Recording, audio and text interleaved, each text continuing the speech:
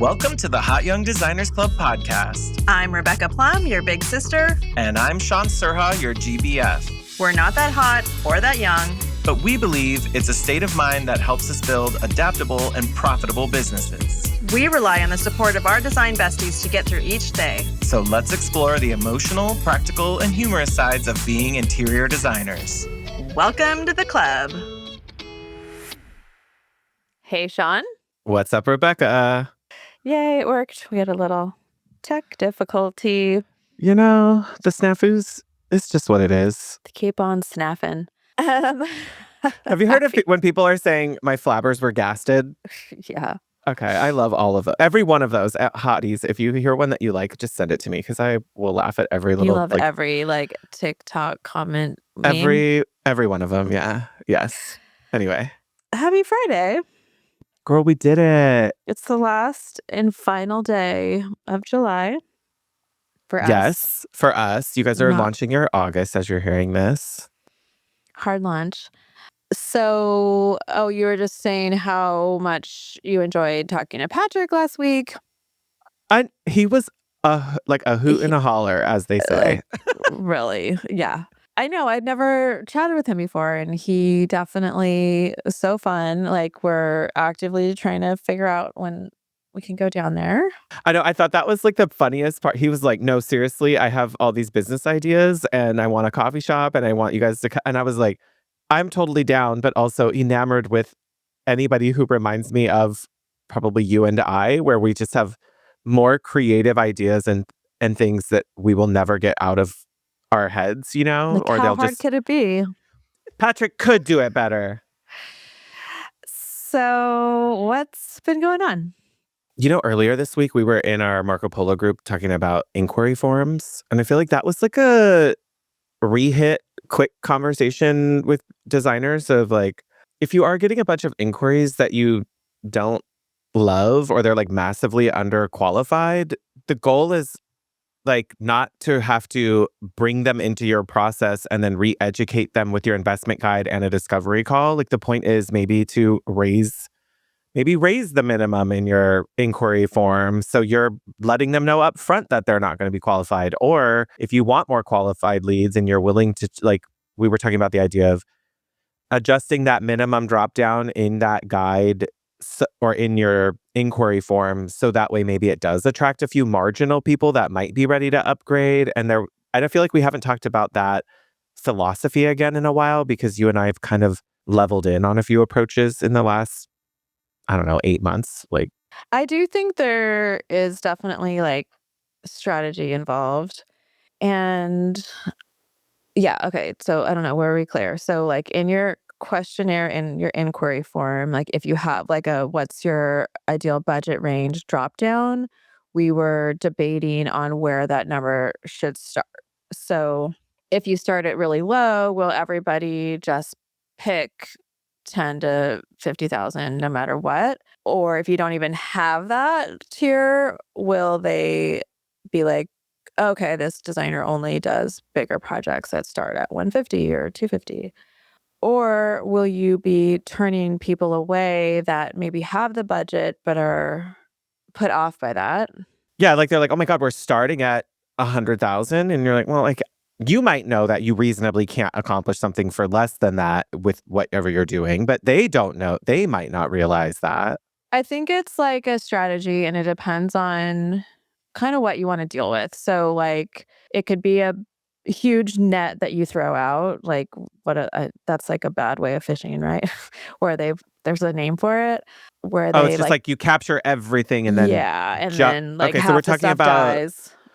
your basic called something. We're talking about when you capture dolphins and you're really only wanted tuna. Okay, I understand what you're saying. Yeah. But also a bunch of little fish and stuff. So that is a strategy where you could catch everything, and maybe you have a tier for all those people, a service, or you're just talking to a lot of people and throwing all the little fish back in the sea. Yeah.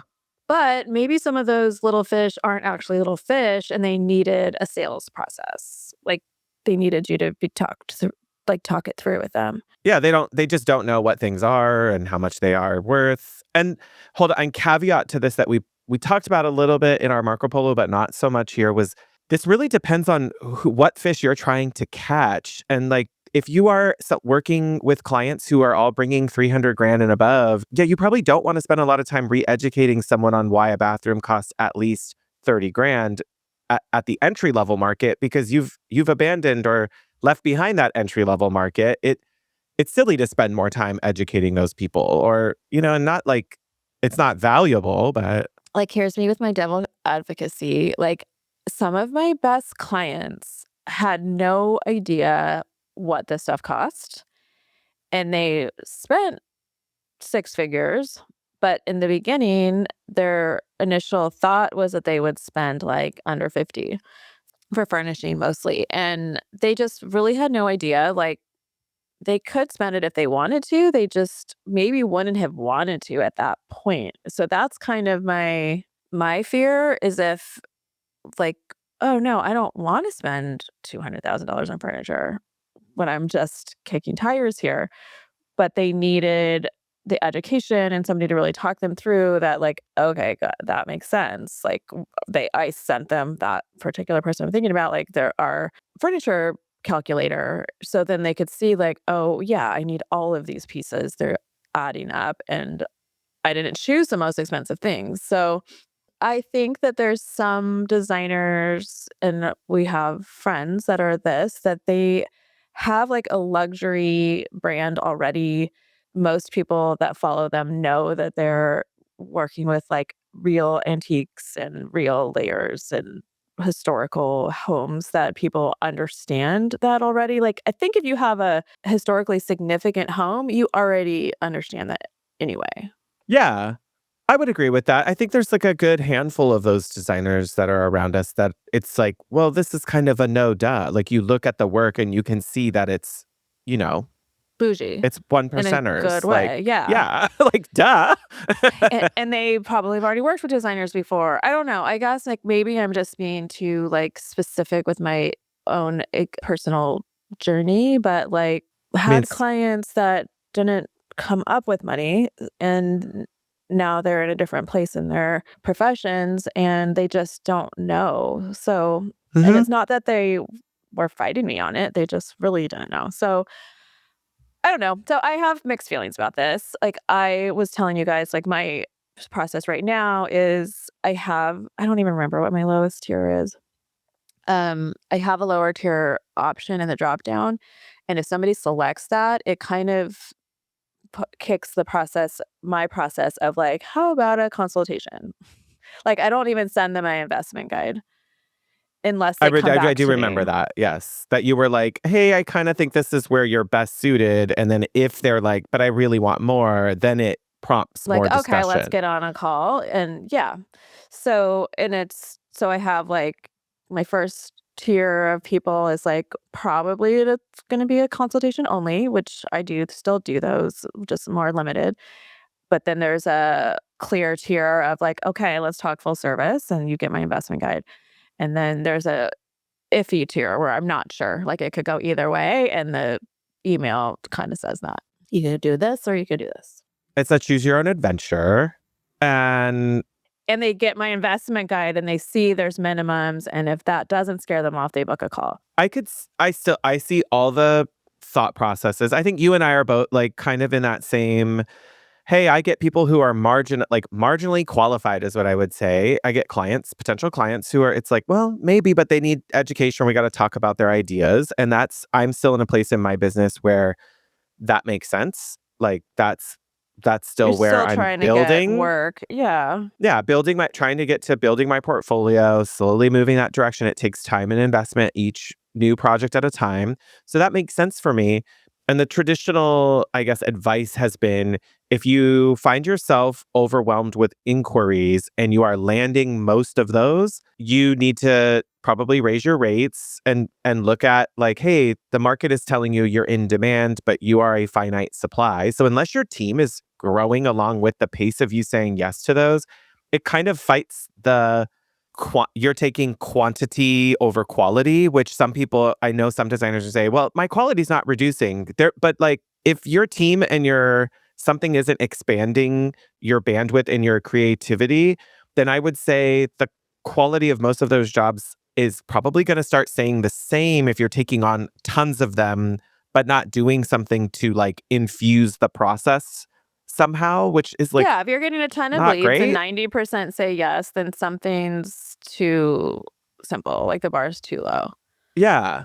And like it's time So to yeah, then raise your r- rates. raise your rates, or maybe you use that additional volume to help you expand your team. So that way you can Mm-hmm. still keep up with the Or both. creativity required. Yeah, it might be both. Like, but the holding at that like value era is just going to limit you on those bigger projects because eventually you are going to see a disconnect between the work you're capable of doing and for probably a much higher budget level.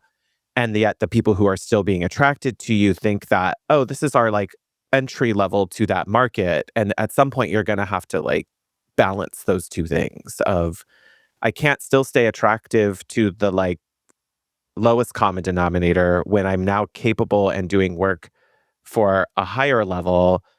I don't know. There's just that it's like dissonance, right? Like I don't want to tell people no because I want business, but then at some point you're turning that business away because the client who wants to bring you a 400,000 plus project is not seeing themselves when they look at your drop down and it says 25,000 or less. They're like, "Oh no, this isn't. They're not going to recommend the stuff that we can design with or that we'll And love." They're does your portfolio reflect it? And the more smaller projects you take with people that are very budget conscious, then your projects aren't going to reflect a higher caliber. So it's really just correct. like what.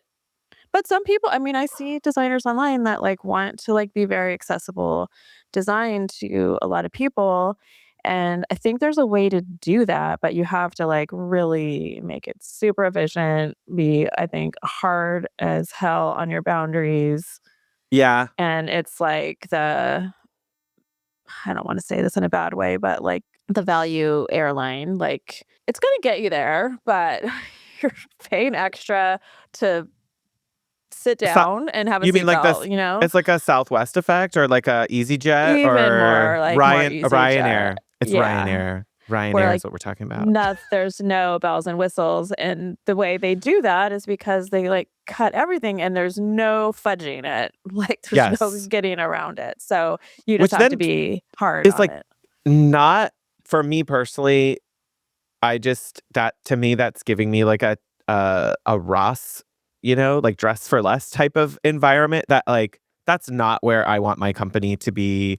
I don't want my company to feel like No, the I don't EasyJet or the either. Ryanair of design, and I don't think anybody does, but you got to be intentional about how you change that, I and just part think of that there is could be a way to make that a business model. It's not for me either, but I'm saying like you also can't be like nice and wishy-washy and have that business model. You're going to get stomped all over. Like I have done this in my earlier years. oh my god, yeah. I can't do that. So if I want to like be accommodating and higher level of service, I have to charge for that too.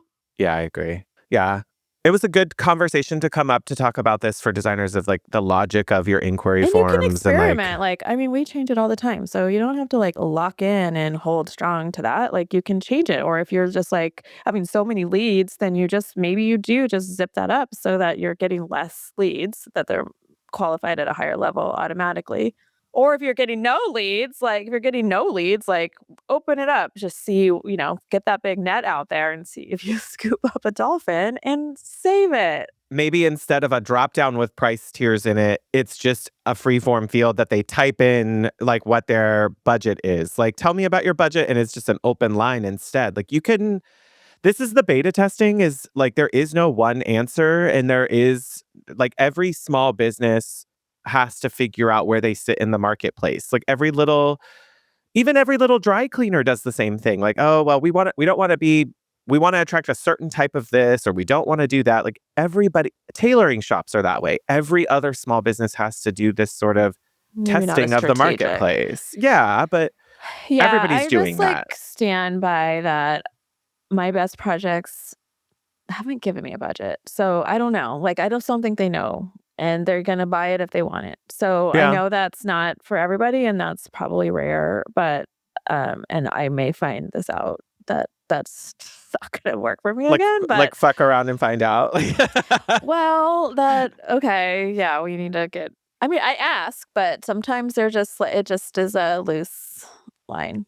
I feel that like the part of it is when somebody has that kind of money, they just need to be shown what they're trading it for, and they are aware that people will try to get them on things, and most of them are very, like, aware that they have that kind Oh, of yeah, money they're that would savvy now for sure. like, they It's know not to walk up to an antique store in their finest attire and all their fancy jewelry. They know that that's going to make them a target for getting, you know, a higher price yeah. that they don't necessarily deserve, and there needs to be some, like, quiet about that. And I think they're testing that a little bit with their designers of like, well, if I can spend it because you know I have it, but also I'm not going to just turn it over for no trade off value. Like It's the not draperies even have to be that. better. The stuff, the quality of the things have to be better. I think it's in my specific experience, it's more of the value game, and that does make it a little bit of a guessing game for me is like, what do they value?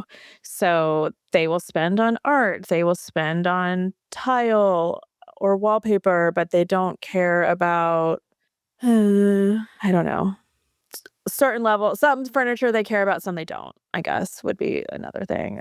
So it's like kind of going through bit by bit and trying to figure out what is going to turn them off and what they'll be like, okay, I love this. We're going to do it. Like lighting, like some clients will really invest in lighting because they see the magic of it and it does make a difference. So I know there's no answer. We have no answers for you, just something to think about. We have But thoughts, look but at not the yours. answer. Right. Look at your form and see, is there anything to adjust based on what you're experiencing? Yeah, and sometimes it's like worth a reminder if you guys aren't doing it is maybe if this is a part that I know a lot of designers are not doing is you probably need to look at you probably should be I'm trying to be gentle with you all like you probably should be checking what your lead reporting looks like on like a regular basis, maybe quarterly. You just go, how many leads did I get? Because we hear a lot of I'm not getting any leads, but I'm not hearing a lot of when I looked at my leads. And here's what I'm noticing about the people I am talking to. Here's what I am seeing. Because honestly, I can't tell you how many times I've had a designer mention, oh, I didn't realize I hadn't updated that form in so long. And people were getting my old investment guide or like those types of things happen all the time. People get busy. And so reviewing your steps occasionally can reveal something like, oh, shoot, I didn't realize that link was broken on my website. So it's not even like a, oh, I caught myself or I fucked up. It's more just like setting these little regular check-ins to look through these, look for patterns. I don't know, pop them in Chat GPT to see if the trends pop up in your leads. Like do something to get yourself a little hug around those things on a regular basis, just so you feel like, hey, I'm aware. Like I'm not doing this blind. Well, it would be a good idea. We haven't officially done this, although you are always checking my shit. Of like, if you have a friend, especially like someone, this is why it's always nice also to have a designer friend in another market so you don't feel like too vulnerable or judged necessarily, but have one that you guys could do a onboarding or lead beta test with each other and go through the process of the other's system. Yeah. Oh, like an audit, but not because you're not getting in trouble for it. It's just like, hey, I noticed this, or do you like that? And Well, like, just pretend you're a client and see if there's any friction points that aren't working or are confusing. Um, because sometimes things are just broken. Like, our form on my other website was broken. I had no idea. I know, and the only reason I we shouldn't say it like, "Oh, I'm always paying attention," but I set up Google alerts for, like, any designer who I'm close friends with, who I know I'm like, "I wanna know when your shit comes out." Like, I and part of that is I'm not in Instagram stories that often anymore. Like, I have to be real. I don't have I barely have the time to get into the stories of it all half the time anymore, so I miss those things where people are sharing a blog feature, and I mean, you're different. You and I talk all the time. So I know you have something coming up, but I might not get the notification when the article goes live. So I get those for you and other design friends. And honestly, I have them for myself in my own name. So that way, if Renstead Interiors gets mentioned somewhere, I know about it. I've also had it happen where some of my images were used on some like shiesty blog sites without permission, and I actually messaged them to get them taken off of the shiesty blog sites. So that's helpful too. But yeah, it's just good to know where your name is being mentioned. And but I look at your website because you're always telling me about the updates you're doing. And like, oh, I should go look and see what she did. And like, I like doing that though. But that's like you're my friend Yeah, being but like, look at my vacation photo album, except it's look what I did to my website. Like, but we're not on our own websites typically very often. So if something does break, no. like I realize like, oh, my Instagram feed widget Came expired or like something. disconnected. Yeah. Yeah. That S- and like how So stuff shows like on mobile versus web. Sometimes it changes when they update stuff. Like mhm. anyway, this turned into check your shit on a regular basis. Maybe have a friend do it because it's easier. Like, I think having a friend do it will illuminate things that you wouldn't think of and like access points of like, oh yeah, make sure you're like checking your Instagram links too, because those can not get updated, or maybe you updated something in one place and didn't update the link somewhere else. Anyway, okay. So I sent you guys this link this morning because I had seen it yesterday. So a design studio, this isn't really shade on them. Like I agree with most of the things that they're saying, but they made a public statement post, like it's like the cover photo is why we're breaking up with Four Hands. uh-huh. I didn't look at the story, so you're like reporting live to me right now. Okay. And it's a carousel of just the issues they've been struggling with as a vendor relationship, which I've had the same issues, although not to the extent that I'm officially and publicly breaking up with them. But anyway, okay, I'll say why. But Okay. I thought it was interesting when I saw it yesterday. I'm like, oh, wow, they're saying it like hot take. Yeah. And it's kinda interesting because it's, like, insider baseball. It's, like, on their studio It's public public. feed, Yeah, it's a public feed. and I would assume they're, like, trying to get clients on that public feed. So clients may not totally understand what they're talking about, except they're saying basically they're having issue with some of the service level and damages and things. So that why for clients, I could see, like, okay, like, they care about quality and stuff. So even though I don't know who Four Hands is, like, that's what I'm taking away from it as a client. Yeah, maybe like their clientele does know who they are more and they get requests Or, for like, if it. Like, well, okay, so what kind of, like, rubbed me the wrong way today is one of my clients saw it, and my client is pretty educated on furniture brands because she's, like, has an interest, and I don't disclose all the brands, but I also don't hide them. And she asks, like, "Is this Four Hands?" "Oh, yeah." She's like, "Oh, I love that." So she likes Four Hands. So I was like, "Seriously? Like, you're calling out now." Like, I don't think they meant to do this, but just inadvertently, now I'm getting shit from my clients because it sort of is like, "Why are you selling me this shitty product then?" For my I'm client, you know? okay, but this might be the controversial part. They're not Yeah. wrong about some of this. Like, it's a very broad catalog that's Well, a my number of client SKUs doesn't that they see it, have. though. So, My client but that's the service I'm providing. My clients are like, I'm taking care of all of those issues, and the reason why I'm not breaking up with them is I have a pretty good relationship with them, and but I also have, like, a strong buying power tier because I work with I'm in my collab with yeah, other yeah, yeah. designers, so, And that buying tier um, does get you more better responsiveness, for regardless of what sure. reps will say and be like, I treat everybody the same. You don't. Like, you are going to accept more No, they claims against a care, high volume account than you and if are I against an entry account who orders 5 grand a year. and when Like, we have an issue, like, they listen to us, so I totally get that, and if yeah, I was a designer tier, like, I would probably not feel this way.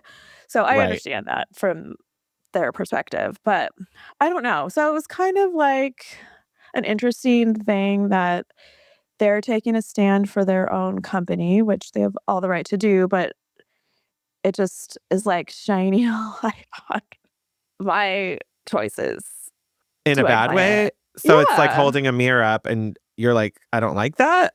Or No, to my client to be like questioning this brand now when my client is not having the issues that they're having because my client's protected by it because of me and my relationship with the company. okay. Can I add another angle to this that I feel like is probably super relevant? I'm just gonna say this. Are we not I don't want to call them out who sent it, but because I feel like they might not be asking for this. The firm who's posting it.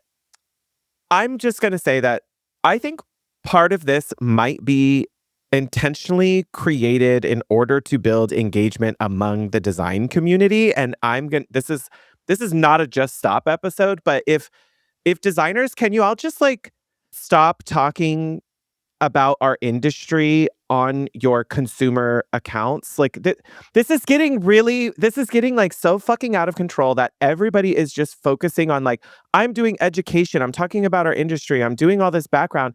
And I just think it's such an ick that your potential clients do not want to see that. Like if if I'm going to buy a bowl of pho at my local Vietnamese restaurant, I don't want to see them shit talking some basil supplier out of somewhere because they use some other more premium type of basil. Like this is getting so stupid. Like why are we doing it? When the whole explosive lettuce diarrhea stuff was happening a couple weeks ago.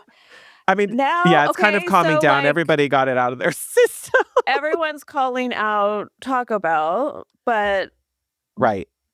but I don't know, does Del Taco use the same lettuce? So I'm not gonna buy from Del Taco either. So, Yeah. like, the fact that we all knew, like, this whole supply chain issue or whatever was Yes, affecting yeah. that lettuce, now everyone who has lettuce on their menu was Is also impacted by is like that. a target. Yeah. And, in a public health okay, I know public health is not the same as a nick on your dining table, Okay, yeah, yeah. um, No, I'm with you. but it did, like, I'm sure it affected everybody who has any sort of leafy green on their menu because I didn't eat it for the whole month.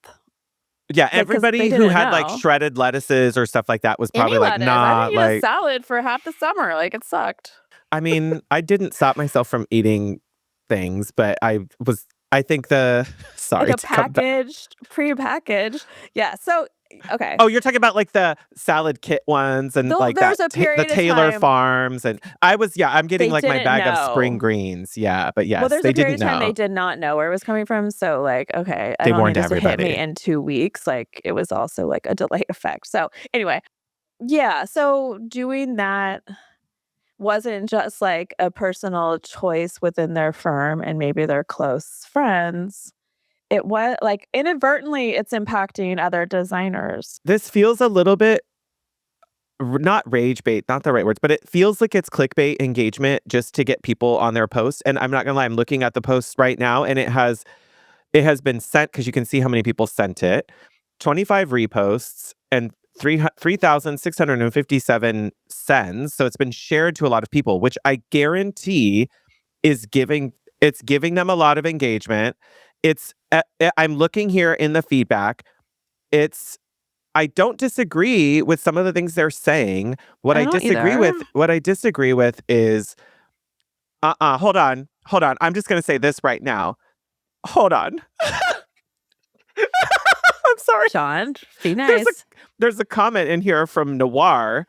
And Oh, I Noir, saw you that. are fucking infamous for trying to gaslight us into believing that damages and imperfections are normal parts of your furniture when I see stuff that is totally not part of the furniture design and gets sold to us as being, rustic. And it's definitely dings and dents and scratches in the furniture, Noir. Like, I love you guys Well, yeah, for jumping in because and trying to they say, blanket wrap only. they're literally saying communication and reliability are often just as important as the product. Girl, then show us the product that matches that. Like, I don't think the furniture brands should be jumping in here when another furniture brand is like having shots fired at them. That's Well, and then, and now everybody's in here. I like Universal. I like this. Like, y'all are They all really have problems. And I know forehands. Okay, I'm not like a forehands apologist here because I've had extra issues in their billing department this year. Like there's been some definite stuff and they've been having some growing pains because yeah, I know yeah. they changed their infrastructure stuff. But so Inside by Savvy, she posted, this is exactly how I feel like smaller design firms have not yet earned volume status, have not learned how to appropriately file customer service claims. Not saying Right. that's what they're doing, but it is the buy. So the buy-in group, just is exactly what I just said.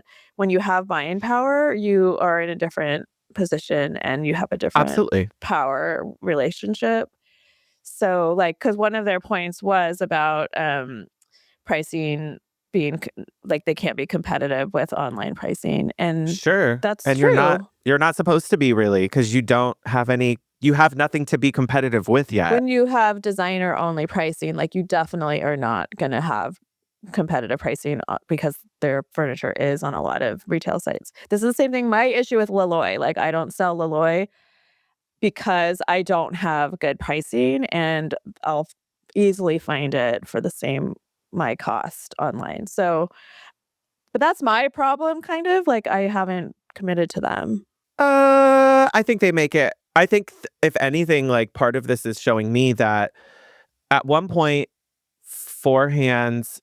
I mean, I think forehands owes a lot of their success to Shay McGee popularizing things too. I think there's a lot of brands that did that. I think Shay also brought up noir furniture pretty high, and I think at some point these brands are having Forehands does not have a competitor. uh early they did. In the last 6 years, they don't. Like, they just have broadened their lines so much that now there's no, like, direct I can't look at a direct equal to some of the things, but I also don't think that not having a competitor means that you're doing the best at something. Not that's not what I meant. I just meant there's not anywhere else to there's a couple, I'm not saying, but there is not another furniture company that has design forward pieces like this at the price point that I can buy it at. For y for your buying point, you're saying. Maybe, but I don't know, kind of I there's don't know if not a that's lot of that, like, I would say they don't have the high same, mid-tier range. There's not as many really broad, skewed or product companies like updates, like, them. Yeah. Forehands comes out with new stuff, they're always, like, ahead of trends And it's not and 15 new SKUs, it's like 100 and hundreds. it's hundreds of new SKUs. So the volume they work at, you're gonna see a lot of you're gonna see a lot of variability in quality, price, material, like, there's gonna Aesthetics. yeah, like, how can you do that? So, Where I can I get buy a desk for a home office that looks cool and isn't $10,000 or bespoke or custom made locally? they're out there, but you're gonna spend so much time Tell going to those me. vendors and Like, sourcing I'm them. looking, so tell me if you find some. I Because think there are, like, other site like, Hooker has really cool desks, like, I like their functionality they have built into their desks, but they have very few SKUs, and they're a little bit more transitional, hammered pewter, like, it's just not I just kinda think that stylistically what I'm looking forehands for. is big, and they have a lot of stuff that bigger company like, they've really grown, and I think because of that, you get susceptible to some of these issues, and while they are still working really hard, like, I think that I would to me, this is what I would have said about this designer. Like, this is totally what Claire would have said. "Girl, write this in your diary, not in public." Like, what's the point? Like, is the point to show your client that you are Discerning. discerning? Because Yeah, the truth is but it is. but are you discerning? Because this was an issue. These things happen anyway with all vendors. Like, Oh, yeah, if I what made a list of everyone that's dead to me, of vendors, there's quite a few of them that have burned me in one way or another, like, nothing and in this post, like, saying bad I'm not service. I don't think that I've never not had a reply or help with a solution from them. Have I had repeated damages? Yes. Have I had that with many vendors? Yes. I've had damages from Norwalk. Like, I had to take a piece to a local upholstery company. They kind of worked with me on the pricing of the repair. That happens. Damages are normal, unfortunately. That's the part that I think maybe some people forget. The pricing part you talked about, they talked about pricing being a problem. Yeah, it's because you're coming into entry, I honestly, or you're not building enough margin to eat that. And that's part of what every other designer is doing. And so like for them to come in at the end and say like, "Oh, our clients deserve better." I don't know. I think there's no reason to tell people why publicly why you needed to do that. Like, girl, just leave. Like, if you don't like your boyfriend, just go. It could be Like, part of their philosophy and like quality control and stuff. I don't know. I mean, I'm it just not feels like rage baity, and I don't know what their motivation is, but it goes back to my just stop of saying I think a lot of designers are spending too much time talking to other designers on social media, and it's doing nothing to help your brand except for you to get exposure to a lot of designers. And I just don't, I just would rather feel like your energy could be better spent with positive and uplifting energy to say, here are some people we really do like. Let's not talk. Why are we giving, if you don't like someone anymore and you're breaking up with them, girl, like, think about your girlfriend with her ex. It's like, but you're broken up. You're not together anymore. Why are we still talking about him? Like, you're obviously not moved on. Like, go talk about the new guy who's rocking your world. Let's not spend energy on the negativity. Let's put it into why are we doing more custom?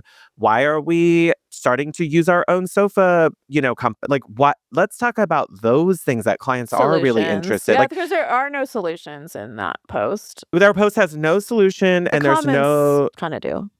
I mean the comments are, but then the comments are all designers. So that's like it just feels like such a disconnect from a marketing perspective to keep talking to someone who's not your client. And unless you are like a designer who's now trying to make an angle for education and doing something with designers, I just got to be real. There's a lot of designers. I'm not going to call it any more names of designers on this, but there's a lot of designers doing education. I am a little salty about the idea that people have really mixed their feeds. And so when I go and I look at some of these designers who do talk a lot, I won't name. There's a few more we know. Not even people I know personally, these feeds of theirs, it's like they say they're a designer, but the whole feed is about coaching. They're an interior designer and everything is about Well, they no longer have a some portfolio on their website, yeah, or like some program they're gonna offer. And that is the part where to me, this is like how the marketing has turned me off because now I'm confused about what you're doing. And if I'm a potential client and 90% of your online content is coaching and mentoring and a program and something you're doing, I don't really want to work. I don't want to do that much work for someone. I don't want to bring in my giant project. I think Like, you're talking about two different things though, because like that example, I it's think that different. designer is secretly or not secretly pivoting out of taking client work and they are into Some of coaching, them are. which is fine. Then it makes I have like sense. four Like of them get in my all head right now that are I doing know. that. And that makes sense from like just if we're talking pure marketing strategy, like yes, their ideal client is now a designer. So sure, talk about that stuff. And it helps when they actually have worked in design before. Sure. But the people that aren't actually trying Pivoting. to sell to designers, like you don't have a product. Like, I mean, we've talked about this on this show. That's what we did. Like this podcast is that. We And just we we just didn't divided it off. Like, well, like I stopped posting it on my Studio Plum feed for the most part because it's confusing to potential clients and I yeah. really don't want them listening to that much. So I don't market this show on Studio Plum. And I don't do But anything on Renstead for it either. yeah, unless it's like something I really want to push people to. But I think we get confused and that we don't realize designers were so in our industry and in our heads, and a lot of us only think about this all the time. So you really have to like get some design friends. I've said it once, I'll say it a million more times and have like your own like private personal design mafia because that's what my local friends do. Yep. Like if somebody's blacklisted, we all blacklist them. So like they should know better from a local level, especially not to Yeah. mess with us. I mean, not like we're targeting people, but like we're just going to stop using them. But it's and I know you guys aren't doing maliciously. No, The not at difference all. is to say, hey, I think you guys should know that like among us, this group of designers, we've all heard about the experience We that was talk. had, and we don't like that. And that's what word of mouth is for. That is what it is for. Is that you don't have to go out and be a loud shit talker. You just leave. You just stop hiring that company. You just don't call that vendor. You don't call that contractor anymore. And Like maybe there's just another angle that just we're not understanding, and there probably is because we're just talking shit and conjecting here, but yeah, conjecting? speculating. Yeah, that's better. So it is though a reminder, and like it is a problem I think a lot of designers have on Instagram, and maybe they don't even realize it, is most of your follows and shares on a cool post are from designers who are like, "Oh, that was a cool post that I'm going to use as a marketing style." And they share it and save it. I'm fully aware of that. So that sucks, sort of. It's good for engagement, but maybe not people that are gonna actually buy from I you, like so would just rather go viral for having a truly different room and a unique space show up on the internet that people just like can't get enough of rather than some salty post about your ex-boyfriend. And it's like, well then girl, go. Like break up with him, but we don't all need to be involved. Like Forehands is a good man to a lot of people, you know? Like I know. I think it makes sense if it's, like, something really egregious and you're really trying to warn as many people, but I know it just felt kind of salty and not I didn't something doesn't when something doesn't rub me the right way, there usually is a reason. Like it's drawing a feeling for a reason. And part of it for me is like, well, who is this fucking for? Who was this post for? And also for you, part of it was like, now I have clients coming to me about your experience with a vendor that I don't have. And part of it is being able to well, confidently and say now to they're your clients, questioning, like, like, "What is this shit that I'm gonna get?" And, well, I mean, the reason she sent it partly as well, and to this would, like, back their post up, is we're waiting for a chair for their room that we've been waiting since I ordered it in December. and now Still it's starting have to Oh, no, it came in August. No, it came in July. We're now on our 3rd chair of one trying to get one that's not extremely damaged. So, they're sending new okay, ones, okay. like, Forehands is sending new ones. They're not, like, fighting me on it at all. They don't even hardly respond. I just get a new chair coming. And at some point, you do start to say, But I'm paying for like, every receiving thing and like, I'm sending one of the damaged ones to the client so they have something, so that's, like, another cost, yeah, an extra cost. I would still say that the majority of what they sell is at the entry level of the designer market. Yeah, not entry level of furniture. Right. Because yes, there still is at the entry level of furniture, there are inexpensive pieces from all sorts of companies out there for everybody. Like we have to remember that probably for most designers, I'm going to say this out loud because I don't know if most designers really think about this. Most of the people who are hiring us, if you look at their socioeconomic conditions and you just maybe extrapolate off their income, most households that designers work with are in the top 30% of the stratosphere for income levels in the United States. That's just statistically the truth, is that most of the people we're working with are not at the entry level. The entry level is the 70 other percent of the United States working capital. Like those families are still at very much a different entry level than where a designer is going to be. So I would say that for Forehands, I see them at the entry level to designer furnishings. And they have some pieces that go above that, certainly. But I see that a lot of the quality is what most people are going to consider entry level to designer quality because yeah, I just think that we're talking to different audiences about this. And maybe this designer was trying to sell it as something premium and luxury and top of the line. And there's a true disconnect there then if that's what you're putting out there to your client of this is a really high end vendor. I would not say that to my clients if they asked me about that. I would not say it is high end furniture. Right. I It's So I think nice that's the for most discount. people, and the and it looks good.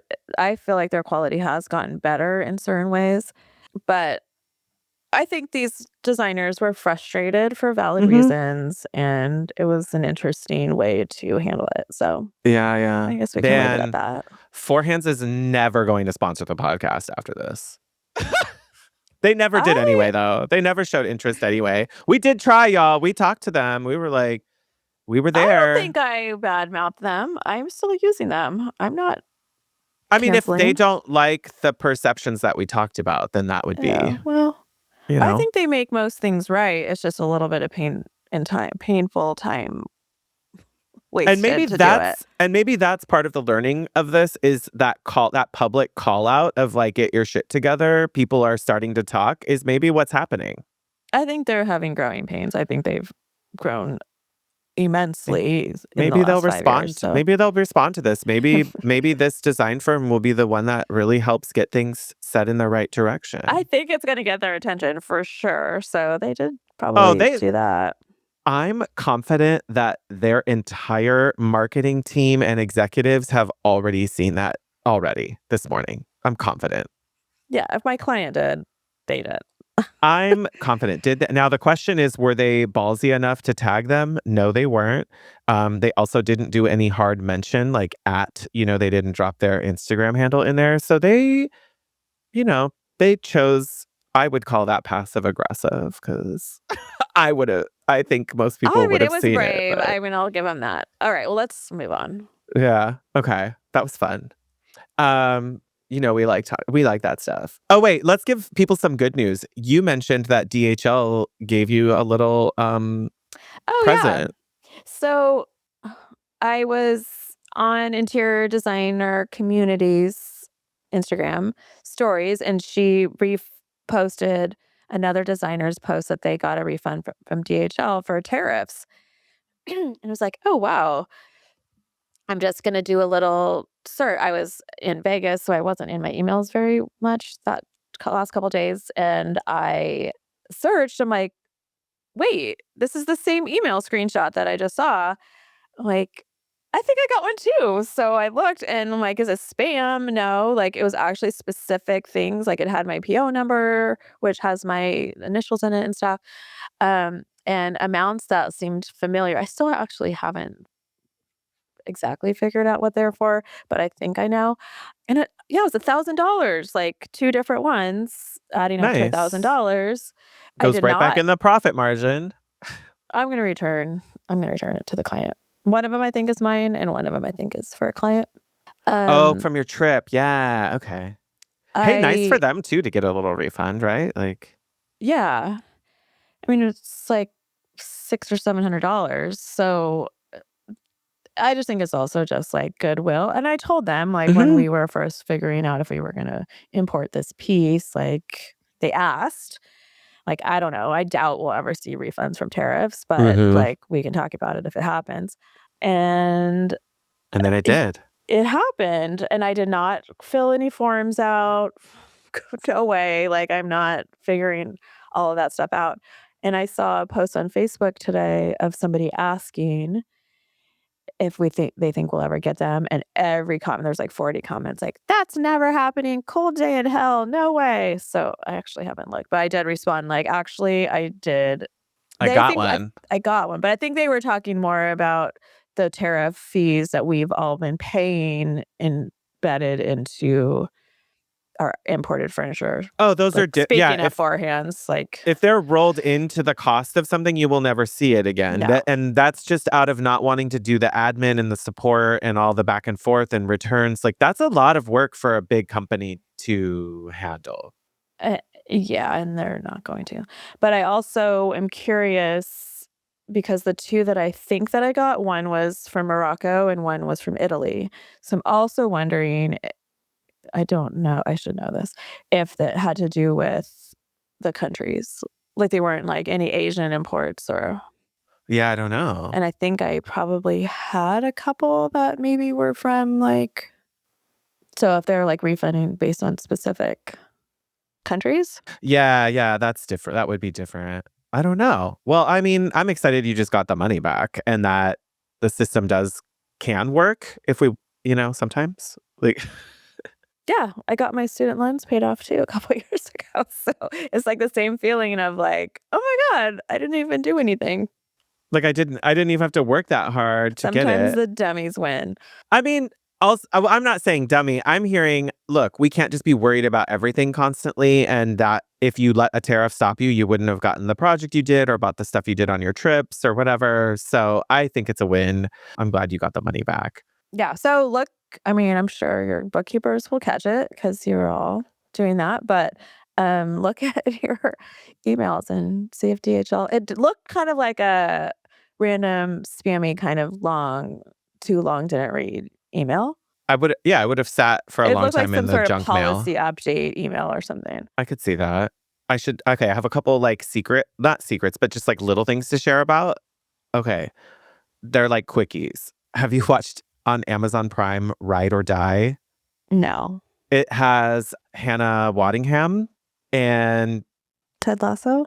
yes, and Octavia Spencer. And it's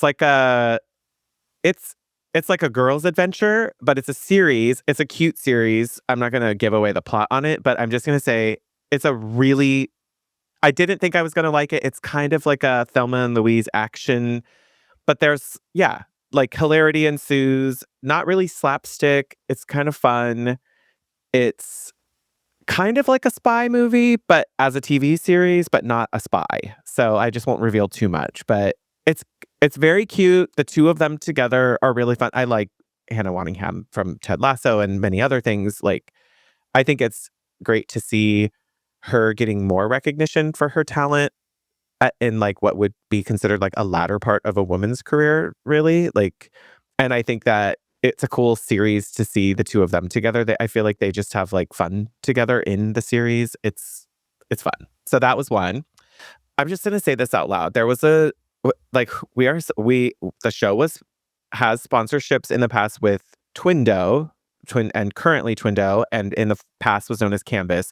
And there was a designer who was looking to get drawing, who had never used the software, but wanted it to be like down to 1/16 of an inch tolerance. And I'm just saying, girl, that's crazy. That is not a healthy tolerance for you to be designing down to as a designer. Like, Well, that I is think just she so was doing crazy. cabinet stuff though, right? It had to do with I mean, other designers weigh in, but if you think that you're drawing down to 1/16 of an inch, like if I'm remodeling a house, whatever measurements I got from Twindo, once I demo that house and take off drywall and have to reframe things, none of that shit's accurate anymore. So I think my question is like, how do you expect an as-built to be that exact on a remodel? It's not going to happen. Like, unless you're the one recreating the shop drawings later, but then my cabinet guy still has to come back on site and do that stuff. So what is the goal of your first take at a drawing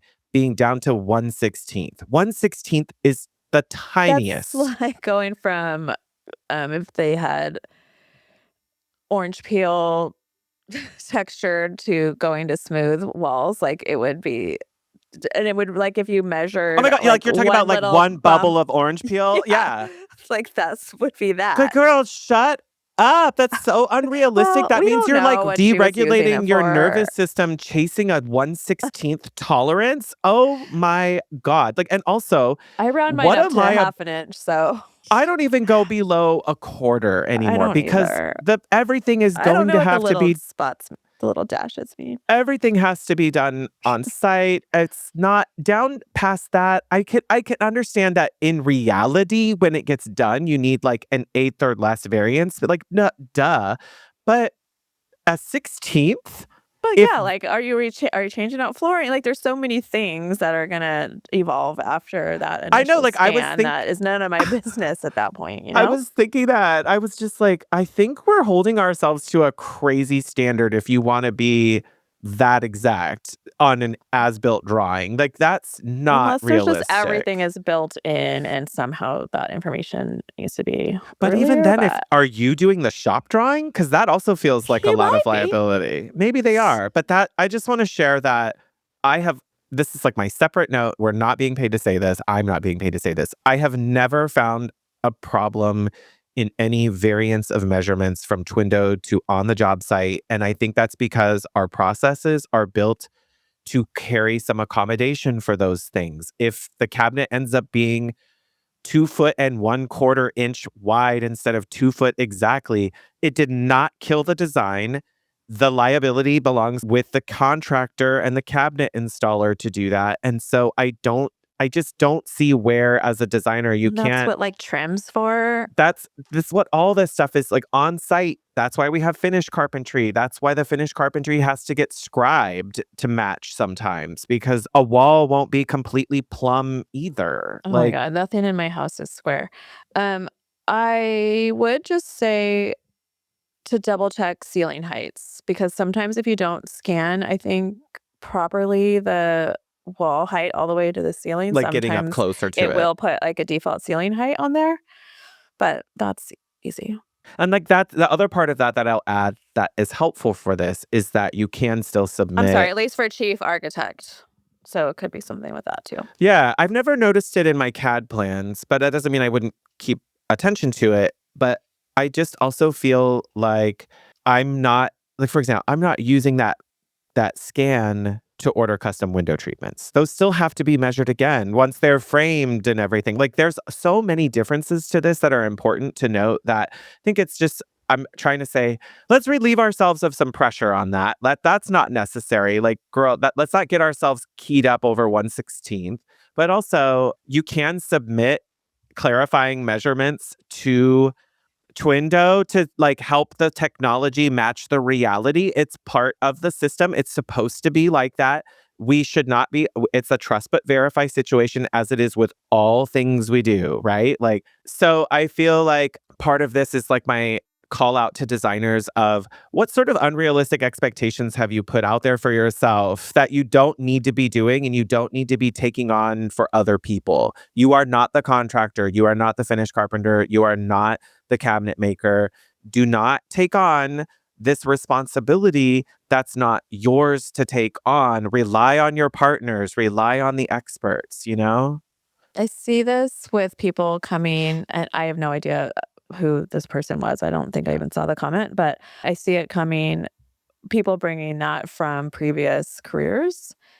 It's like Mm. giving, I was an engineer, Yeah. like, and not Ooh. in Yeah. a like shady way, just Or it's like giving this was the, I worked for yeah, like a Jeff Lewis type who was gonna eat my head off if I wasn't. maybe, but like Toxic. they come with a really specific high expectation and high level of accuracy. When so if you came from Look, a if you're career, building a bridge and you need the bolts to line up yeah. perfectly, 1/16th is gonna fuck up the weight load of a bridge. Is it gonna fuck up my counter? No. Come on, you guys. So, Like, uh, let but release that's the I could pressure on see that, ourselves. like, coming, a baggage that, yeah, maybe you need to question, or maybe there's an explanation we you don't know about, but yeah. Yeah, there could be more. Anyway, gosh, well, you know what? That obviously means we have some things we really care about and are passionate about if we filled up the whole episode like that. Right. I didn't even talk about Vegas, but I don't really need to, I don't think. What? Well, did you mostly have fun? Yeah. We only went to market for 1 day. It's definitely was quiet, and I know Mhm. summer's always quieter. It was definitely 115 degrees, like, it was you walk outside, it felt like if you take a blow dryer and put it on high heat and put it 1 inch from your face and blow it, that's how it felt, like, because it was windy too. But, yeah, I don't think I saw a lot of new stuff. Some of the showrooms got smaller in size with, like, Hudson Valley, like, they shrunk down to 1 showroom, and now they have more brands, so it was, like, I feel like I didn't get to see as Oh, much. because they got rid of the one that was like across the hall. Yeah, where they used to have a lot of Troy stuff. I mean, Um, we should just call that out that like it seems like the property owners of Vegas Market are not interested in creating a viable work environment for vendors. Like they I'm maybe, but I saw, like, Arteriors is moving into that space, so I don't know if they've been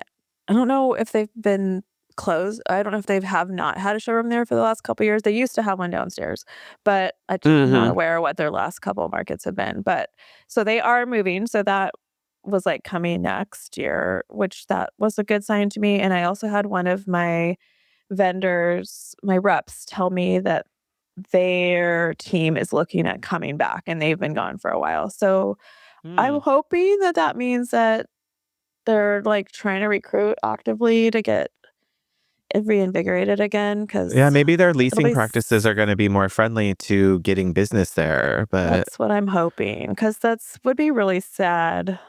if commercial landlords can't get this rent stuff under control and figure it out, like, you guys are the problem. Like, And nothing else is gonna go in there. They're like, they just built the whole like you're not gonna temporary, like Jimmy John's isn't moving in downstairs, y'all. Like, there's Loloy and Furniture Company. Like, come and they're on. huge, like Like, 3 huge buildings of like 20 stories of showroom space. Like that's a mall's not gonna go in there. Like no, mall's dead. it's just giving that they have large commercial loans against the property and they have a certain minimum that they have to make on rent. Otherwise, the bank will default on the loan. Like, as someone who used to do that for a while, yeah, like literally have their hands tied behind their back sometimes. But it's like, why would you? I don't know. It's just giving that you set up your business with your hands tied behind your back and then you're annoyed when it happens. And that's not what the free market does. I don't know. Someone needs to get creative, but maybe they are. Yeah. So hopefully there's new things in the works that we Yeah. don't know about.